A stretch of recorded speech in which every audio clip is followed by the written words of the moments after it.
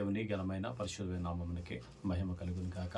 దేవుని యొక్క మహాకృపను బట్టి గతకాలం అంతా కూడా దేవుడు కాచి కాపాడి ఆయన రెక్కల కింద దాచి బలపరిచి మరొక రోజు ఆయన సొందరూ మనకు గడపడానికి దేవుడిచ్చిన ఈ సమయాన్ని బట్టి ఆయన నామమునకే మహిమ కలుగును గాక. హల్లెలూయా, హల్లెలూయా, హల్లెలూయా. మంచిది. గత కొద్ది రోజులుగా ఈ యొక్క వాక్య భాగాన్ని రోజు ఒక అధ్యాయం కింద మనం ధ్యానిస్తూ ఉండగా దేవుడు అనేకమైన అంశాలు, అనేకమైన మాటలు బయలుపరుస్తుండగా వారి వారి జీవితంలో వారు ఎలా జీవించారో, వారు దేవునికి ఎలా ఇష్టలుగా ఉన్నారో, వారు దేవుణ్ణి ఎలా బాధ పెట్టారో, ఎలా నొప్పించారో ప్రతి అంశాన్ని కూడా మనం ధ్యానిస్తూ ఉండగా ఈ మాటలన్నీ కూడా మీకు దీవెనకరంగా ఉన్నాయని మేము భావిస్తున్నాం. దేవుని యొక్క మహాకృపను బట్టి ఈ పరిచర్య ఇంకా అలాగే కొనసాగునట్లుగా మీకు నచ్చితే కనుక షేర్ చేయండి. మీ స్నేహితులకి, బంధువులు కూడా వాళ్ళకు కూడా మాటలో తెలియచేయండి. ఆయన నామమునకే మహిమ కలుగును గాక. ఈరోజు వాక్య భాగంలో నుండి ఆదికాండము 15వ అధ్యాయాన్ని మనం ధ్యానం చేసుకుందాం. ఆదికాండం 15వ అధ్యాయంలో ఒక సంఘటన. అబ్రహామును దేవుడు పిలిచాడు. అబ్రహాముని దేవుడు పిలిచాడు. దేవుడు ఆయన ఆశీర్వదించాడు. దేవుడు చెప్పాడు, నేను నిన్ను ఆశీర్వదిస్తానని చెప్పేసి. ఆ చెప్పిన ఆ దేవుడు ఆ మాట నమ్మాడు. ఆ మాటను బట్టి ఆయన్నే ప్రభువుని వెంబడించాడు. వెంబడించిన ఆయన రోజు తప్పు ఆ దక్షిణ మార్గాన్ని వెళ్ళాడు, ఐగుప్తు దేశంలో వెళ్ళాడు, నష్టపోయాడు. అయినా సరే దేవుని కృప ఆయన విడిచిపోలేదు. ఎంతైనా మనుషులు బలహీనం కాబట్టి, అబ్రహాం అలాంటి మనిషే కాబట్టి ఆయన తను చేసినప్పుడు దేవుడే ఫరోతో యుద్ధం చేసి తీసుకుని వచ్చాడు. ఆ తర్వాత లోతుతో వివాదం జరిగింది, అది కూడా మనం చూసాం. లోతుతో వెళ్ళిపోయిన తర్వాత లోతు అక్కడ శ్రమ పడుతున్నాడని తెలిసి కూడా అక్కడ శత్రువు చేతికి చిక్కాడని చెప్పేసి తన ఇంట అలవరచబడిన వారందరూ కూడా తీసుకొని అక్కడికి వెళ్ళాడు, యుద్ధం చేశాడు. తన యావదాసిని, తన జనులను, తన ప్రజల్ని, తన కుటుంబ సభ్యులందరూ కూడా తీసుకుని వచ్చి లోతుకి అప్పగించాడు. ఆ తర్వాత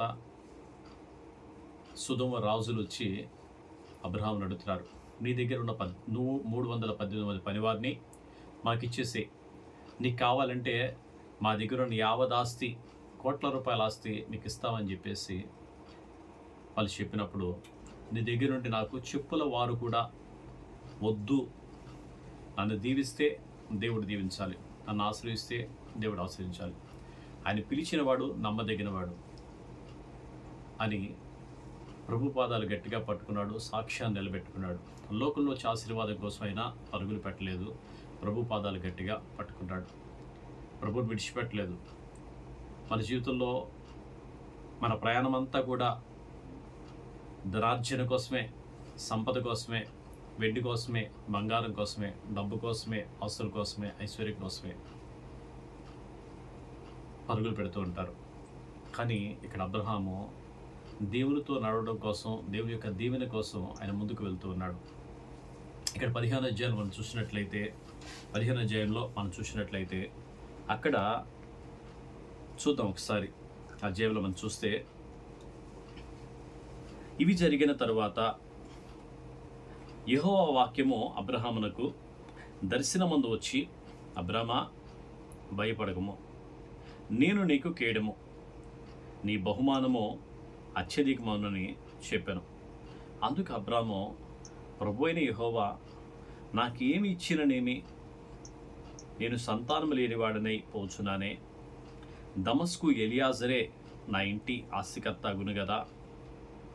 మరియు అబ్రాము, ఇదిగో నీవు నాకు సంతానం నీయలేదు గనుక నా పరివారంలో ఒకడు నాకు వారసుడని చెప్పగా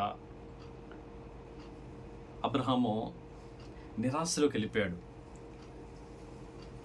దేవుడు దీవెన వస్తుంది, ఆస్తి పెరుగుతుంది, ఐశ్వర్యం పెరుగుతుంది, గుడ్లు పెరుగుతున్నాయి, పశువులు పెరుగుతున్నాయి, పరివారు పెరుగుతున్నారు. ఇటు చూసినా సరే ఆయనకి లేమి, కరువు అనేది ఏమీ లేదు. ఆయన కూర్చుని పెట్టి అన్నీ కూడా చూడగలిగిన వాళ్ళందరూ కూడా తన పరివారం అందరూ కూడా ఉన్నారు. కానీ ఆయనకున్న లోటు అతని సంతానం లేదు, బిడ్డలు లేరు. నాకు ఇంత కలిగినా సరే నా సంపద అంతా నేను ఎవరికి ఇవ్వను, నా పరివారానికి ఎలియాజరుకే కదా అని చెప్పి అనుకుంటున్నాడు. దేవుడు దీవిస్తూ ఉంటే, దేవుడు ఆశీర్వదిస్తూ ఉంటే తన సంపద మీద ఆయన ఆశ పెట్టుకోలే. దేవుడు అంటున్నాడు కదా, నేను కేడమును, నేను నీకు బహుమానమును, నీ బహుమానాన్ని అత్యధికం చేస్తాను అని దేవుడు అంటే, నువ్వు ఎన్ని ఇస్తే నాకెందుకయ్యా, నువ్వేమిస్తే నాకెందుకయ్యా, కానీ నాకు సంతానం లేదు కదా, నీ బహుమానం అత్యధికం అవుతుంది అన్నా సరే ఆయన అంటున్నాడు కదా, బహుమానం అంటే దేవుడిస్తానన్న బహుమానం వేరు, ఈయన ఆలోచించుకున్న బహుమానం వేరు. దేవుడిస్తానన్న దీవెన వేరు, ఈయన ఆలోచించిన దీవెన వేరు. ఈయన ఆలోచించుకునే దీవెన అంతా కూడా లోకానుసారమైన దీవెన గురించి ఆలోచిస్తున్నాడు. ఆస్తి, ఐశ్వర్యం, సంపద ఇవన్నీ ఆలోచిస్తున్నాడు. కానీ అబ్రహాం మీద దేవునికి ఉన్న ప్రణాళిక, దేవునికి ఉన్న ప్రత్యేకమైన అబ్రహాం మీద ఉన్న శ్రద్ధ అది ఎవరికి అందేది కాదు, ఎవరికి తెలియదు, అబ్రహాము కూడా తెలియదు. తెలియక ఆయన అనుకుంటున్నాడు కదా, అబ్రహమా నేను నీ కేడమును, నేను నీకు డాలును, నీ బహుమానం అత్యధికమవుతుంది అంటే, కేడమును డాలును అంటే ముందు నిన్నెవరైనా అని చెప్పాడు, ముందే వాగ్దానం ఇచ్చాడు. నిన్ను దీవించిన వారిని నేను దీవిస్తాను, నిన్ను శపించిన వారిని, నిన్ను దూషించిన వారిని నేను శపిస్తాను అని దేవుడు వాగ్దానం. అంటే ఆయన అప్పుడే చెప్తున్నాడు, నేనే నీకు కేడమును, నేనే నీకు డాల్ని. ఎవరైనా నీ దగ్గరికి రావాలంటే ముందు నా దగ్గరికి రావాలి. నిన్ను ముట్టినవాడు నా కనుగుడ్డు ముట్టినట్టే, నేను టచ్ చేసినవాడు ముందు నన్ను టచ్ చేయాలి, నన్ను దాటి నీ దగ్గరికి రావాలి బ్రహ్మ అని చెప్పేసి ఆయనతో చెప్తా ఉంటే ఆయన అంటున్నాడు కదా, ఇవన్నీ ఎందుకయ్యా, ఇవన్నీ ఉన్నా లేకపోయినా నాకు సంతానం లేదు, నువ్వన్నీ ఇస్తున్నావు, నువ్వు నాకు అన్నీ ఇస్తున్నావు, నాకు ఏ లోటు కూడా లేదు, నాకు కావాల్సినవన్నీ కూడా ఇస్తున్నావు, కానీ నాకు సంతానం లేదు. నిజమే, ఈ లోకంలో జనులందరూ కూడా జీవించేది, బ్రతికేది, వారు ఆస్తి పొడగట్టినా, ఐశ్వర్యం సంపాదించినా, ఏం సంపాదించినా తన పిల్లల సుఖం కోసం, తన పిల్లల బాగు కోసం, తన పిల్లలు బాగుండాలి అనే సంపాదిస్తారు. ఆ సంపాదన ఎలా సంపాదించినా పర్వాలా, అక్రమం చేస్తారో అన్యాయం చేస్తారో ఏ విధంగానే చేయని, కానీ ఆ ధనార్జన, ఆస్తి, అంతస్తులు, సంపద అంతా పోగేసి తన పిల్లలకు చెప్తారు, ఇదిగో నీకెంత, మేము చాలా కష్టపడ్డాం, మేము చాలా బాధలు అనిపించాం, నువ్వు ఆ బాధలు అనిపించకూడదు, నువ్వు కష్టాలు అనిపించకూడదు అని చెప్పి పిల్లలకు చెబుతారు. అలాగే అబ్రహాము కూడా అంటున్నాడు కదా, అయితే లోకంలో ఆశీర్వాదం ఆయన ఆశ్రయించలేదు, కానీ ఆశించలేదు, దేవుని యొక్క ఆశీర్వాదాన్ని ఆశ్రయించాడు, దేవుని యొక్క ఆశీర్వాదాన్ని మాత్రమే కోరుకున్నాడు. అయితే ఈ ఆశీర్వాదం అంతు లేనంతగా ఆయనకు వస్తుంది, ఆయన లెక్క పెట్టలేనంతగా ఆయనకు వస్తుంది.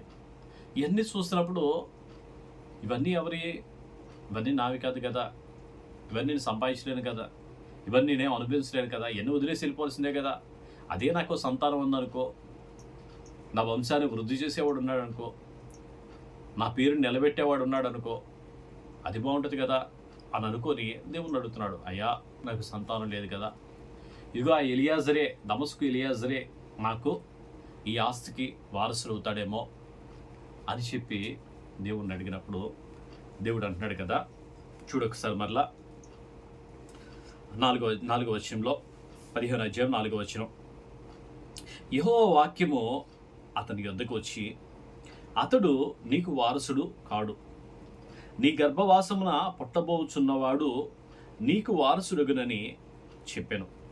మరియు ఆయన వెలుపలికి అతన్ని తీసుకుని వచ్చి, నీవు ఆకాశం వైపు తేరిచూచి నక్షత్రములను లెక్కించుటకు నీ చేతనైతే లెక్కించమని చెప్పి, నీ సంతానము అలాగగునని చెప్పెను. అతడు యెహోవాను నమ్మెను, ఆయన అది అతనికి నీతిగా ఎంచెను. హల్లెలూయా, హల్లెలూయా.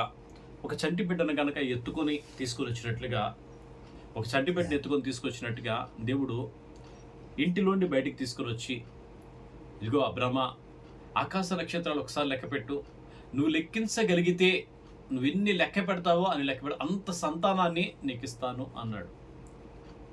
ఆకాశ నక్షత్రాలు లెక్క పెట్టగలమా? లెక్కించలేవు.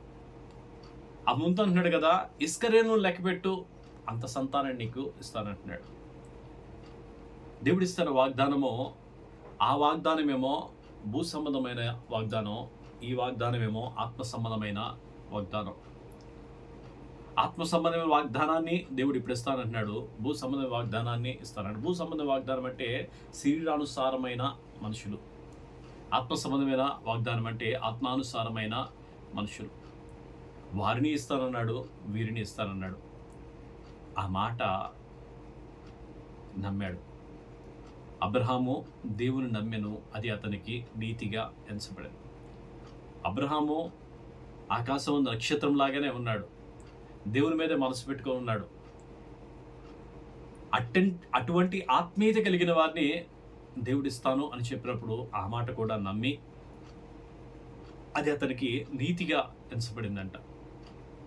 దేవుడు అన్నాడు, ఆయన చంటి పెట్టిన ఎత్తుకొని వచ్చినట్టుగా బయటికి తీసుకొని చూపించినప్పుడు పిల్లలు పిలుస్తారు కదా, పిల్లలు పెడతారు కదా, అన్నం పెడతారు కదా, చందమామ రావే, జాబిల్లి రావే,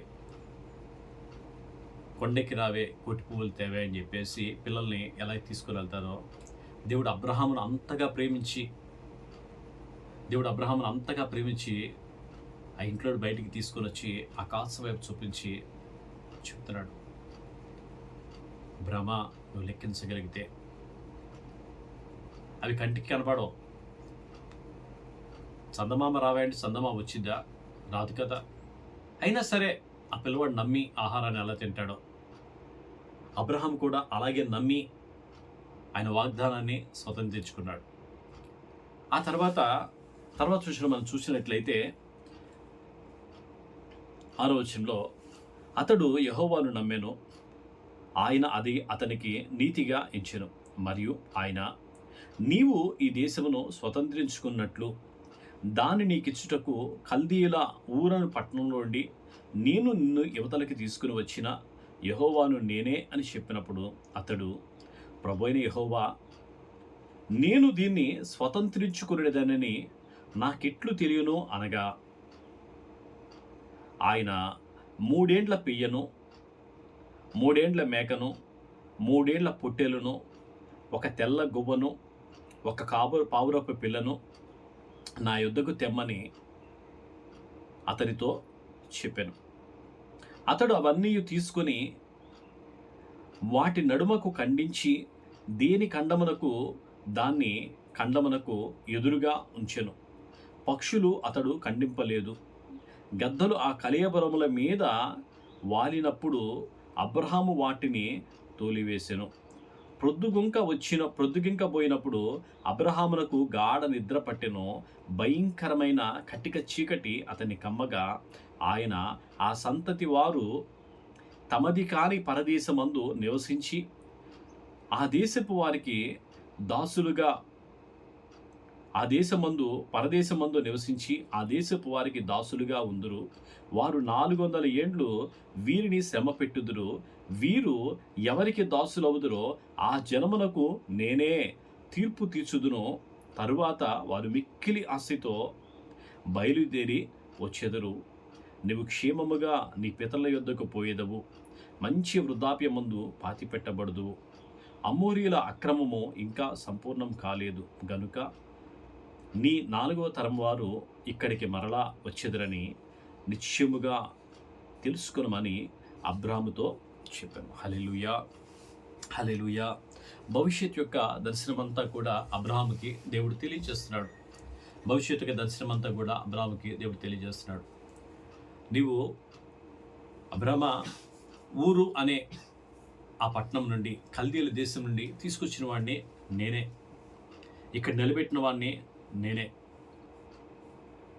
నీ సంతానానికి ఈ దేశాన్ని ఇస్తానని చెప్పింది కూడా నేనే అని చెప్పినప్పుడు అబ్రాహ్మ అంటున్నాడు కదా, అది నాకు ఎలా తెలిసిద్దయ్యా, అది నాకు ఎలా అర్థమవుతుందయ్యా అని చెప్పన్నప్పుడు 3 ఏండ్ల పెయ్యను, 3 ఏండ్ల మేకను, 3 ఏండ్ల పొట్టేలను 3 పెయ్యను, 3 మేకను, 3 పొట్టేను, గువ్వను, పావురమును ఇవి కూడా తీసుకొని వచ్చి వాటిని మధ్యకి ఖండించి దేని ఖండానికి దాని ఎదురుగా దాన్ని పెట్టమన్నప్పుడు అవి పెట్టి చీకటి పడేంత వరకు కూడా దాని ఎదురు కూర్చొని ఆలోచిస్తున్నాడు. ఎదురు కూర్చొని దాని కాపుదల కాస్తున్నాడు. ఎదురు కూర్చొని కాపుదల కాస్తుండగా గ్రద్దలు వస్తున్నాయంట. ఆకాశ పక్షులు వచ్చి ఆ మాంసాన్ని తిందామని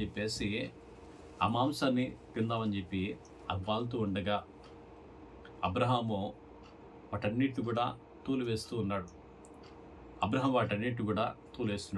చీకటి పడుతుండగా గాఢ నిద్రలోనికి వెళ్ళిపోయాడు. నేను అనుకుంటా కదా, ఈ గ్రద్దలు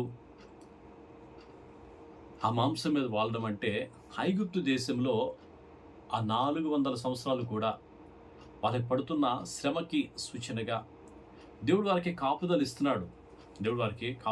ఇస్తూ ఉన్నాడు. అదే విషయాన్ని దేవుడు అబ్రాహాముకి తెలియజేస్తున్నాడు. గాఢ నిద్ర కలిగినప్పుడు ఆ ఖండాల మధ్యలో ఉండి అగ్ని ద్వారా ఆయన నడుచుకుంటా వెళ్తూ ఈ 400 సంవత్సరాలు పరదేశమందు నీ సంతానం శ్రమలు అనుభవిస్తారు. ఆ పరదేశంలో వారి చేతిలో, ఐగుప్తురాజు చేతిలో తీవ్రమైన బాధలు పడతారు. ఆ తర్వాత నేనే వారిని విడిపిస్తాను, నేనే వారిని ఆ దేశం నుండి తీసుకుని వస్తాను, మహాజనముగా సంపదతో నేను తీసుకుని వస్తాను, నీవైతే మంచి వృద్ధాప్యమందు మృతుడవుతావని చెప్పి దేవుడు చెప్పాడు. మంచి వృద్ధాప్యమందు ప్రశాంతంగా నువ్వు వెళ్ళిపోతావు. ఆ మాట అబ్రహాము నమ్మాడు. నిజమే, దేవుడు భవిష్యత్తు జ్ఞానాన్ని అలికిస్తూ ఆయన అంటున్నాడు కదా, అమ్మోరియల అక్రమం ఇంకా సంపూర్తి కాల. అమ్మోరియల అక్రమం సంపూర్తి అయినప్పుడు వారు అక్కడి నుండి బయటికి వచ్చేస్తారు. అమ్మోరియలు కనాను దేశంలో ఉన్నారు. కనాను దేశాన్ని దేవుడు అబ్రహాం సంతానానికి ఇద్దామని నిర్ణయించుకున్నాడు. వాళ్ళ అక్రమం ఇంకా సంపూర్ణం కాలేదు అని చెప్పి దేవుడు అంటున్నాడు. అంటే ప్రతి వారికి కూడా దేవుడు ఒక సమయం ఇస్తాడు. ఆ సమయం ఇచ్చేంత వరకు కూడా దేవుడు ఎదురు చూస్తాడు. మనం అనుకుంటాం కదా, ఎన్ని తప్పులు చేసినా, ఎన్ని పాపాలు చేసినా, ఏం చేసినా ఇంకా మాకు శిక్ష రాలేదే, మరణం రాలేదే, శ్రమ రాలేదే అని చెప్పి మనం ఇంకా చేసుకొని పోతూ ఉంటాం. కానీ దేవుడు దీర్ఘశాంతం కలిగినవాడు, దేవుడు దయాళుడు. ఆయన ఒక సమయం అనేది ఆయన నిర్ణయించాడు. ఆ సమయం వరకు కూడా ఎదురు చూస్తూనే ఉంటాడు. ఆ సమయం వరకు కూడా మనలో మార్పు కోసం ఆయన చూస్తూనే ఉంటాడు. దేవుడు అనుకుంటున్నాడు, వాళ్ళ అక్రమం ఇంకా సంపూర్ణం కాలేదు. అక్రమం ఇంకా సంపూర్ణం అయినప్పుడు, ఎందుకంటే దేవుడు వారితో లేడు, నీతోనూ నాతో ఉన్నాడు, నీతో నాతో మాట్లాడుతున్నాడు. వాళ్ళతో మాట్లాడలేదు. వాళ్ళతో మాట్లాడితే వాళ్ళు కూడా మారు మనసు పొందేవారేమో. అబ్రహాంకి దేవుడిచ్చిన ఆ వాగ్దానంలో 400 సంవత్సరాల కాలం తర్వాత ఆ ప్రజలందరినీ నేనే బయటికి తీసుకొని వస్తానని చెప్పి దేవుడు చెప్పిన ఆ రీతిని నమ్మాడు. నిజముగానే 400 సంవత్సరాల తర్వాత మోషేని ఏర్పాటు చేసుకొని దేవుడు ఐగుప్తు అనే బానిసత్వంలోండి, ఆ నిప్పుల కొలిమిలోండి ఆ ప్రజల్ని విమోచించి కనాను దేశానికి దేవుడు తీసుకుని వచ్చాడు. పాలు తేలు ప్రవహించే ఆ దేశానికి, ఎంతో గొప్ప పట్టణమైన ఆ దేశానికి దేవుడు తీసుకొని వచ్చాడు. ఆయన నమ్మదగినవాడు. మాట ఇస్తే ఆయన మాట తప్పిపోడు. మాట ఇచ్చిన దాన్ని ఆయన మర్చిపోడు. మనుషులుగా మనం మర్చిపోతామేమో. చాలామంది చర్చిలో వాగ్దానం తీసుకుంటాడు.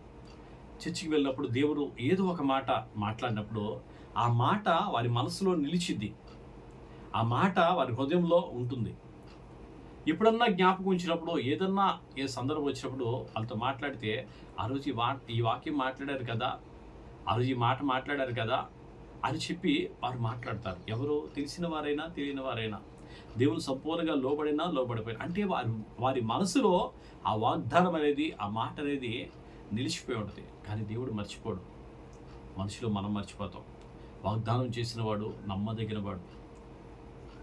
అబ్రహాము వాగ్దానం చేశాడు. వాగ్దానం చేసిన రీతిగానే ఆ ప్రజలందరూ కూడా తీసుకొని వెళ్తున్నాడు. తర్వాత చూద్దాం 17వ వచనంలో, మరియు ప్రొద్దుగుంకి కటిక చీకటి పడినప్పుడు రాజుచున్న పొయ్యు అగ్నిజ్వాలయు కనబడి ఆ ఖండముల మధ్య నడిచిపోయాను. ఆ దినమందే యెహోవా ఐగుప్తు నది మొదలుకొని గొప్ప నది అయిన యూఫ్రటీస్ నది వరకు ఈ దేశమును అనగా కేనీయులను, ఖనిజీయులను, కద్మోనీయులను, హిత్తీయులను, పెరిజీయులను, రెఫాయిలను, అమ్మోరీయులను, కనానీయులను, గిర్గాషీయులను, యెబూసీయులను నీ సంతానమును యెబూసీయులను నీ సంతానమున నీకిచ్చి ఉన్నానని అబ్రాహాముతో నిబంధన చేశారు. వారందరినీ కూడా ఆ దేశమంతా కూడా, ప్రాంతమంతా కూడా నీ సంతానానికి ఇస్తాను అని చెప్పి ఆ రోజు వాగ్దానం చేశాడు. ఈ 15వ అధ్యాయము ఎంతో కీలకమైంది. అబ్రహాము ఆయన మాట నమ్మి ప్రశాంతంగా ఉన్నాడు. ఆయన మాట నమ్మితే నీవైనా ప్రశాంతంగానే ఉంటావు. ఎందుకంటే మాట ఇచ్చినవాడు నమ్మదగినవాడు. ఆయన నీతో మాట్లాడుతున్నప్పుడు కూడా నీ మనసుకు నెమ్మది అనేది వస్తుంది. నువ్వు ఏ శ్రమలో ఉన్నా, ఏ బాధలో ఉన్నా, ఏ టెన్షన్లో ఉన్నా, ఏ కష్టంలో ఉన్నా విశ్రాంతినిచ్చేది ఆయనే. అబ్రహాం ఆ మాట నమ్మాడు, ప్రశాంతంగా ఉన్నాడు. నువ్వు నిండు వృద్ధాప్యమందు మృతుడు అవుతావు, నెమ్మదిగా నువ్వు మృతుడు అవుతావు అని చెప్పాడు. అట్టి రీతిగానే దేవుడు అబ్రహాం జీవితాన్ని మలిచాడు. దేవునికి ఒక ప్రణాళిక ఉంది. నోవాహును వదిలినట్టుగా నోవాహు కాలానికి ముందు ఆదాము చేసిన దానికి ఆ జనులందరూ కూడా జలప్రాణం నశించిపోయారు. కానీ అబ్రహాముతో ప్రత్యేకమైన నిబంధన చేసి ఇప్పుడు కొత్త జనాన్ని దేవుడు ఇవ్వాలి, దేవుని కోసం ఒక రాజ్యాన్ని, ఒక ప్రజల్ని స్థాపించుకోవాలని దేవుడు ఒక పెద్ద ప్రణాళికని అబ్రహాము ద్వారా ఆయన నిర్ణయించుకొని ఈ 15వ అధ్యాయము ఎంతో కీలకమైంది. దేవుడు ముందు జరగబోయే పరిస్థితులన్నీ కూడా ఇప్పటి వరకేమో ఇస్తాను అన్నాడు. ఇప్పుడు ఇచ్చిన తర్వాత ఏం చేస్తాను అని చెప్పేసి అది చెప్తా ఉన్నాడు. ఇస్తాను అని చెప్పేసి ముందు వరకు చెప్పాడు. ఇప్పుడేమో ఇచ్చిన తర్వాత ఏం జరిగిద్దో ఈ 15వ అధ్యాయంలో చెప్తున్నాడు. క్రీస్తుకు పూర్వం ఏం జరిగిందో, క్రీస్తు తర్వాత క్రీస్తు శకంలో ఎలా ఉందో మనకు అర్థమవుతుంది. క్రీస్తు శకంలో క్రీస్తు మనకు తోడుగా ఉన్నాడు, క్రీస్తు మనకు అండగా ఉన్నాడు. క్రీస్తు పూర్వంలో క్రీస్తు శరీరధారికి ఆరి మధ్యలోకి వస్తాడని చెప్పి వాళ్ళు ఎదురు చూశారు. ఆయన వచ్చి మన మధ్యలోకి ఇప్పుడు ఆరోహణమై వెళ్ళిపోయాడు. ఆయన ప్రాణం పెట్టాడు, ఆయన రక్తాన్ని చిందించాడు. మనందరి కోసం కూడా ఆయన శిలువ యాగం చేసి ప్రాణం పెట్టి ఆఖరి రక్త బొట్టు వరకు కూడా మన కోసం చిందించి తన ప్రాణంతో సహా మనకి అర్పించి వెళ్ళాడు. మరణించాడు, తిరిగి లేచాడు, ఆరోహణమై వెళ్ళాడు, మరలా తిరిగి వస్తానన్నాడు. ముందు జరిగేది, తర్వాత జరిగేది అంతా కూడా భవిష్యత్తు జ్ఞానాన్ని చెప్పగలిగిన దేవుడు. అందుకే అని అంటాడు, ఆది నేనే, అంతము నేనే, భూత భవిష్యత్ వర్తమాన కాలంలో ఉండువాడనో నేనే. అంత గొప్ప దేవుణ్ణి అబ్రహాము నమ్మాడు. ఈరోజు కూడా ఆయన విశ్వాసులకు తండ్రిగానే నిలిచిపోయాడు. నీ పరిస్థితి, నా పరిస్థితి, నువ్వు నేను ఎలా ఉన్నావు? అంత గొప్పని దేవుని సన్నిధిలో మనం ఎంత నమ్మకంగా ఉన్నాం? దేవుని నమ్మి మౌనంగా, లోకం ఇచ్చే ఆశీర్వాదం కాదు, లోకం ఇచ్చే సంపద కాదు, లోకంలో ఏదో పోగేయాలనే ఆశ కాదు, కానీ ప్రభువును సంపాదించుకోవడానికి, ప్రభువు దగ్గర ఆశీర్వాదం పొందుకోవడానికి అబ్రహాం ఎలా నిరీక్షణ కలిగి ఉన్నాడో అంతే నిరీక్షణ మన జీవితంలో కూడా ఉండునుగాక. అటువంటి కృప మనకి కూడా దేవుడు దయచేయునుగాక. సొదొమ గొమొర్రా రాజులు వచ్చి ఇస్తానన్నా నో, నన్ను దీవిస్తే దేవుడు దీవించాలి, నన్ను ఆశ్రయిస్తే దేవుడు ఆశ్రయించాలి. మెల్కీసెదెకే వచ్చినప్పుడు తన ఆస్తిలో 10వ భాగం ఆయనకి ఇచ్చి, ఆయన ఇచ్చిన దాన్ని బట్టి బిడ్డలకు ఆశీర్వాదాన్ని తీసుకుని వచ్చి, దేవుడు మర్చిపోడండి, దేవుడు విడిచిపెట్టడు. మనుషులంగా మనం మర్చిపోతాం. దేవుడు నమ్మదగినవాడు, కృపాసత్య సంపూర్ణుడు, దీర్ఘశాంతము కలిగినవాడు, దయాళుడు. అంత గొప్ప దేవుడు మనకి దేవుడయ్యాడు. మహాకాశాలు పట్టజాలనివాడు. ఆకాశమైన సింహాసనం, భూమి ఆయన పాదపీఠం. అటువంటి ఆకాశంలో ఉన్న ఆ దేవుడు నిన్ను నన్ను చూడడానికి మనం ఏపాటి వారం, దుమ్ములాగా ధూళిలా కూడా మనం ఉండని మన మీద ఆయన కృప అంత గొప్పగా ఉండగా, అబ్రహాము ద్వారా ఈరోజు కూడా ఆయన కార్యాలు జరిగిస్తుండగా మనల్ని కూడా దేవుడు వాడుకోవాలని, అబ్రహామును వాడుకున్న దేవుడు మనల్ని కూడా వాడుకోవాలని ప్రార్థన చేసుకుందాం. అబ్రహాము ఎలా అయితే ఎటువంటి వ్యక్తిత్వాన్ని కలిగి ఉన్నాడో, లోకంలో వచ్చే ఆశీర్వాదం కాకుండా దేవుని దగ్గర వచ్చే ఆశీర్వాదం మాత్రమే. ప్రభువా నీవే దీవించాలి నాయనా, అయ్యా ప్రభువా నీవే నా కుటుంబం మీద కృప చూపాలయ్యా, ప్రభువా నీవేనైనా మా కుటుంబాల మీద ఆశీర్వాదం ఉంచాలి ప్రభువా, నా బిడ్డలు ఆశీర్వించబడాలయ్యా, నా కుటుంబం ఆశీర్వించబడాలయ్యా అని ప్రార్థన చేసుకుందాం. స్తోత్రం నాయన, మహాపరిశుద్ధుడైన దేవ, మీకే వందనాలు, స్తోత్రాలు. మహోన్నతుడ, మహాగరుడ, గొప్పవాడ, జీవం గలేసే జీవాధిపతి, అయా సర్వశక్తిమంతుడ, స్తోత్రాలుడా మీకు వందనాలు. దయగలవాడు నీవే, కృపగల దేవుడు నీవే ప్రభువా.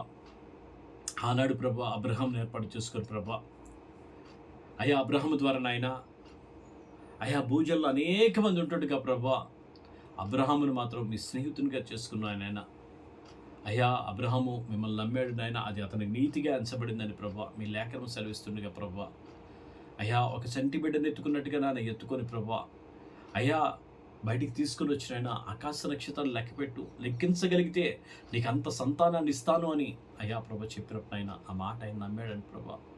నిజంగా నాయన ఇది ఎలా జరుగుతుంది అన్నప్పుడు నాయన, అయ్యా అంత వివరంగా ప్రభా దర్శనం ద్వారా ప్రభువా ఆ కటిక చీకట్లోనైనా రాజుచున్న అగ్నితోనైనా నువ్వు దాటి వెళ్తూ ప్రభువా తండ్రి, ఆ ఖండాల మధ్యలో దాటి వెళ్తున్నాయినా, ఆ జల్ల మధ్యలో దాటి వెళ్తూ ప్రభువా ఆ ప్రజలనైనా మీరు దాటించిన విధానానికే మీకు స్తోత్రాలు. మీ కృప, మీ దయ అయ్యా మా మీద కూడా మీ సన్నిధి ఉంచండి, మా మీద కూడా మీ దయను ఉంచండి, మమ్మల్ని దీవించండి అయ్యా, మా కుటుంబాలు దీవించండి అయ్యా, అమ్మను దీవించండి, భార్యను దీవించండి, బిడ్డలు దీవించండి ప్రభా తండ్రి. మీకు స్తోత్రం నాయన. అయ్యా మీ సేవకులుగా ప్రభావ మేము చేస్తున్న ప్రతి పనిలో సహాయం దయచండి అయ్యా. పాస్టర్ సంఘంలో బిడ్డలందరూ కూడా దీవించండి అయ్యా తండ్రి. మీకు స్తోత్రం నాయన. ప్రభుత్వ తేలపురం జరుగుతున్న పరిచయం మీద మీకు అనుదృష్టించండి, సహాయం దయచేసి మీరే మహిమ పొందమని, మీ ఆత్మ అభిషేకం దయామ మీద నుంచి సహాయం మాకు దయచేయమని యేసు నామములో అడిగి వేడుకొనుచున్నాం తండ్రి. ఆమేన్, ఆమేన్, ఆమేన్. తండ్రి అయిన దేవుని ప్రేమ, కుమారుడి యేసు కృప, పరిశుద్ధాత్మికమైన సవాసం సదాకాలం ఎల్లప్పుడూ తోడుగా ఉండి నడిపించునుగాక. ఆమేన్, ఆమేన్, ఆమేన్. అందరికీ వందనాలు.